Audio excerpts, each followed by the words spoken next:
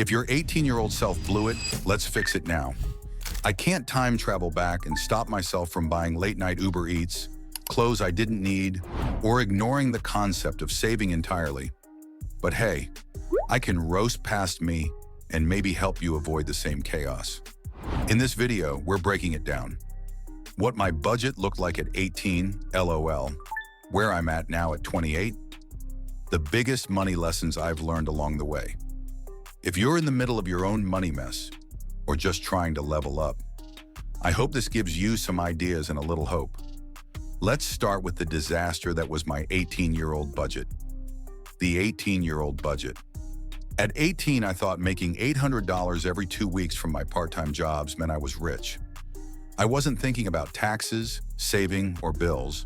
I was just excited to have cash.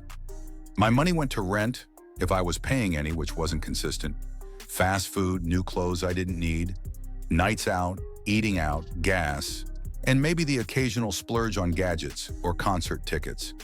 It wasn't a budget, it was just living the high life. Let's paint the picture with some rough numbers.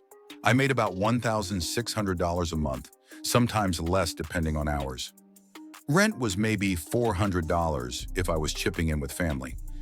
Food? Easily $300 or more because I had no concept of grocery shopping on a budget.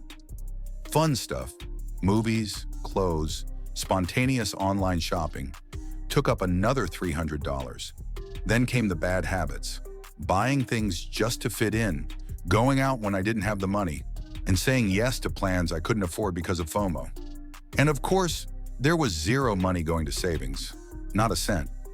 I figured I'd worry about all that adult stuff later. If you had shown me a chart of where my money was going, it would have been a lopsided mess.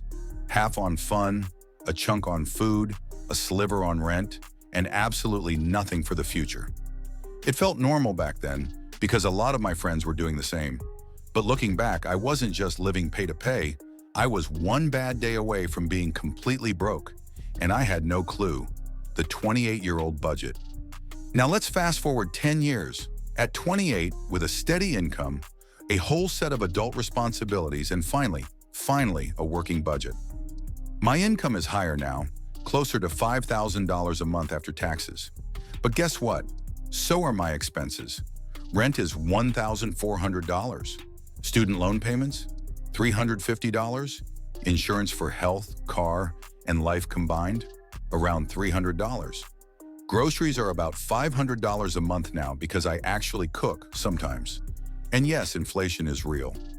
Then there's my fun money, still important, but now it's capped at $250 per month. That's for things like going out, subscriptions, small treats. The difference now is it's planned fun, not spontaneous spending chaos. But here's the biggie. I have an emergency fund with 3 months worth of expenses. I contribute to a retirement account. I've got some investments and I pay my credit cards in full. And I track where my money goes every month. I don't love budgeting, but I do it because it's took me from anxious to in control. If you put today's budget side by side with my 18-year-old one, the contrast is wild. The 18-year-old me was all about instant gratification, no safety net, and no plan. My 28-year-old self has structure, priorities, and space for the occasional treat without falling apart. That doesn't mean I don't make mistakes. I overspend sometimes or forget to cancel that free trial. But now I recover faster because I've got a system. Lessons learned.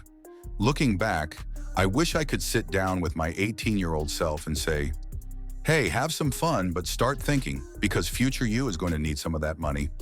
Of course, I wouldn't have listened, but there are a few lessons I've learned that I think would have made a huge difference if I'd known them earlier. Lessons learned. Quickfire. 1. Planning greater than reacting arrow. I used to only check my bank after overdrafting. Now, weekly check-ins. 2. Budgets equals permission, not punishment. My budget gives me space for fun, but on purpose. 3. Start small, start early. $50 a month from age 18 would be $6,000 plus by now. Compound growth equals magic. 4. Enjoy life, smarter. I still buy clothes and eat out, but I plan for it. cashback apps, sales, budgeted treats. 5.